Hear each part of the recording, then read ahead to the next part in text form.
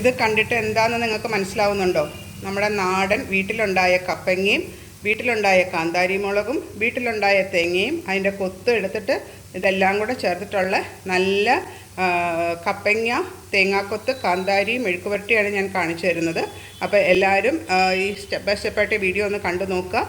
നിങ്ങൾക്ക് ഇഷ്ടമാകും. ചോറിന് പറ്റിയ നല്ല ടേസ്റ്റി ആയിട്ടുള്ള ഒരു മെഴുക്കുവരട്ടി നമുക്കും ഉണ്ടാക്കിയെടുക്കാം.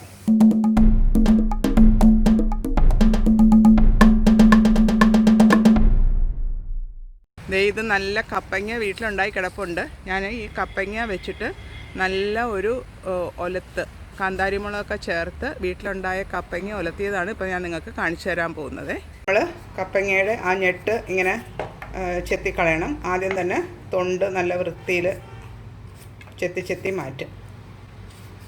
അപ്പോൾ ഒരെണ്ണം ഇവിടെ ഓൾറെഡി ചെത്തി റെഡിയാക്കി അമ്മ വെച്ചിട്ടുണ്ട്.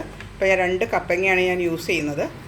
അത് നല്ല ചറവുണ്ട്. നമുക്ക് വീട്ടിലുണ്ടാകുന്നതിൻ്റെ ആ ഒരു സ്മെല്ല് തന്നെ കിട്ടും. നമ്മൾ ഫ്രഷ് കപ്പമരത്തിൽ നിന്ന് എടുത്ത ഉടനെ തന്നെ ചെയ്യുമ്പോഴേ അതിൻ്റെയൊക്കെ ഒരു സ്വാദ് ഭയങ്കരമായിട്ട് കിട്ടുകയും ചെയ്യും. നമുക്ക് നമ്മുടെ വീടുകളിലുണ്ടായ പച്ചക്കറി കൊണ്ട് ഇപ്പോൾ കുറച്ച് സ്ഥലമുള്ളവരൊക്കെ എല്ലാവരും ഇപ്പോൾ പച്ചക്കറിയൊക്കെ നട്ട് അവരവരുടെ വീട്ടിലേക്ക് ആവശ്യമുള്ളതൊക്കെ എടുക്കുകയാണ്.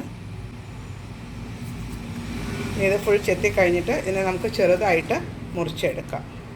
ഇപ്പോൾ കണ്ടോ, തൊണ്ടൊക്കെ ചെത്തി വൃത്തിയാക്കി അതിനകത്തെ കുരുവൊക്കെ ഇനി മാറ്റണം. കുരുവൊക്കെ ഇങ്ങനെ ചിരണ്ടി എടുത്ത് കളയാം. എന്നിട്ട് നമുക്കതിനെ മുറിക്കാം. ഇനി നമുക്ക് ഈ കപ്പങ്ങയെ അരിഞ്ഞെടുക്കാം. അമ്മ കണ്ടോ കത്തി വെച്ച് തന്നെ അരിയുന്നേ.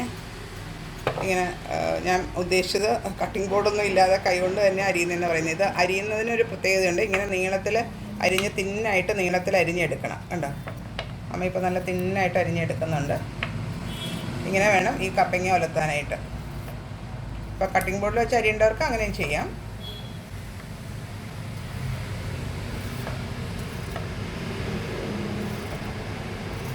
ഇതുപോലെ നമുക്ക് ഈ കപ്പങ്ങ മുഴുവൻ അരിഞ്ഞ് റെഡിയാക്കി എടുക്കാം.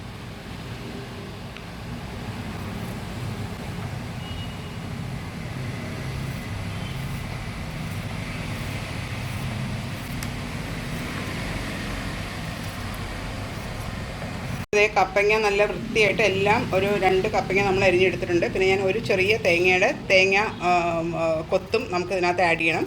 പിന്നെ ബാക്കി ഇൻഗ്രീഡിയൻസ് വഴറ്റാനായിട്ട് ഒരു 10 അല്ലി വെളുത്തുള്ളി, ഒരു 10-15 കാന്താരി മുളക് എരിവനുസരിച്ച്, പിന്നെ ഒരു 2 സവാള, കറിവേപ്പില, പിന്നെ ഉപ്പും മഞ്ഞൾപ്പൊടി എണ്ണയൊക്കെ ഉണ്ട്. അത് ഞാൻ ആഡ് ചെയ്യുന്നതനുസരിച്ചിട്ട് പറഞ്ഞുതരാം. അപ്പോൾ ഇത്രയാണ് ഇതിൻ്റെ ഇൻഗ്രീഡിയൻസ്. അമ്മ ഇപ്പോൾ അത് ആ തേങ്ങാക്കൊത്ത് ചെറിയ കഷ്ണങ്ങളായിട്ട് കപ്പങ്ങയുടെ ഷേപ്പിൽ തന്നെ കണ്ടോ ചെറുതായിട്ട് ഇതേപോലെ തിന്നായിട്ട് അരിഞ്ഞെടുക്കണം. ഇപ്പോൾ ഒരു പാൻ അടുപ്പത്ത് വെച്ചു. അതിനകത്തോട്ട് ഞാൻ 2 ടേബിൾ സ്പൂൺ വെളിച്ചെണ്ണ ഒഴിച്ച് നന്നായിട്ട് ചൂടായിട്ടുണ്ട്.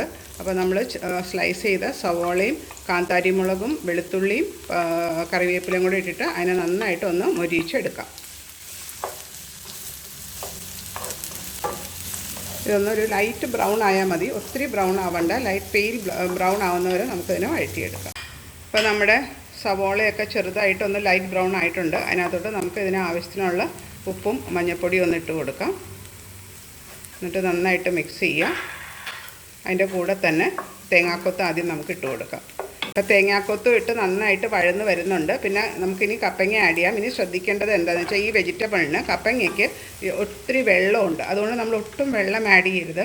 എന്നിട്ട് ഇതെല്ലാം കൂടെ നന്നായിട്ട് മിക്സ് ചെയ്തിട്ട് തട്ടിപ്പൊത്തി ഒന്ന് മൂടി വെക്കണം. മൂടി വെച്ച് കഴിഞ്ഞിട്ട് വെള്ളം ഒഴിക്കാതെ തന്നെ നമുക്കിതിനെ ചെറിയ തീയിൽ വേവിച്ചെടുക്കാം. ആദ്യം നല്ല ഹൈ ഹീറ്റ് ഇടുക. എന്നിട്ട് നല്ലതായിട്ട് ചൂടായി കഴിയുമ്പോൾ നമുക്ക് തീ ഒന്ന് കുറച്ച് തട്ടിപ്പൊത്തി വെച്ച് അതിനെ കുക്ക് ചെയ്ത് എടുക്കാം.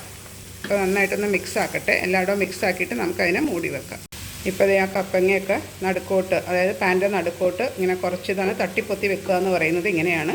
അതുകൊണ്ട് നന്നായിട്ടൊന്ന് പ്രസ് ചെയ്ത് വെക്കണം. അതായത് നമുക്ക് ഒന്നിച്ച് ആ വെജിറ്റബിൾസൊക്കെ കപ്പങ്ങയൊക്കെ നന്നായിട്ട് വെന്ത് കിട്ടാൻ വേണ്ടിയിട്ടാണ്. ഇനിയിപ്പോൾ ഇത് ഞാനൊന്ന് മൂടി വയ്ക്കാൻ പോവാം. മൂടി വെച്ചിട്ട് മിക്കവാറും ഒരു 5 മിനിറ്റ്സ് മതിയാകും. എന്നിട്ട് നമുക്കതിനെ ഒന്ന് നിരത്തിയിട്ട് നോക്കാം, ഒന്ന് ടേസ്റ്റ് ചെയ്ത് നോക്കാം കുക്കായിട്ടുണ്ടോ. നല്ല പ്രസ് ചെയ്ത് അടച്ച് ഇങ്ങനെ നമുക്കൊരു 5 മിനിറ്റ്സ് മീഡിയം ഹീറ്റിൽ കുക്ക് ചെയ്ത് എടുക്കാം. അപ്പോൾ ഞാൻ ആ മൂടിയൊക്കെ മാറ്റി കണ്ടപ്പോൾ നിങ്ങൾക്ക് കാണാം ആ കപ്പങ്ങയൊക്കെ നന്നായിട്ട് മൊരിഞ്ഞ് ആ തേങ്ങാക്കൊത്തും ഒക്കെ നല്ല മൊരിഞ്ഞ് ക്രിസ്പായിട്ട് വന്നിട്ടുണ്ട്. ഇനി ഇങ്ങനെ തുറന്നിട്ടിട്ട് ഒരു 3 മിനിറ്റും കൂടെ നമുക്കിതിനെ അങ്ങ് ഒലത്തി എടുക്കാം. എന്നിട്ട് ഞാനിതിനെ പ്രസൻറ്റ് ചെയ്യുന്നതും കൂടെ കാണിക്കാം. നല്ല ചോറിനൊക്കെ പറ്റിയ നല്ല കപ്പങ്ങ തേങ്ങാക്കൊത്തിട്ട് ഒലത്തിയത് റെഡി ആയിട്ടുണ്ട്.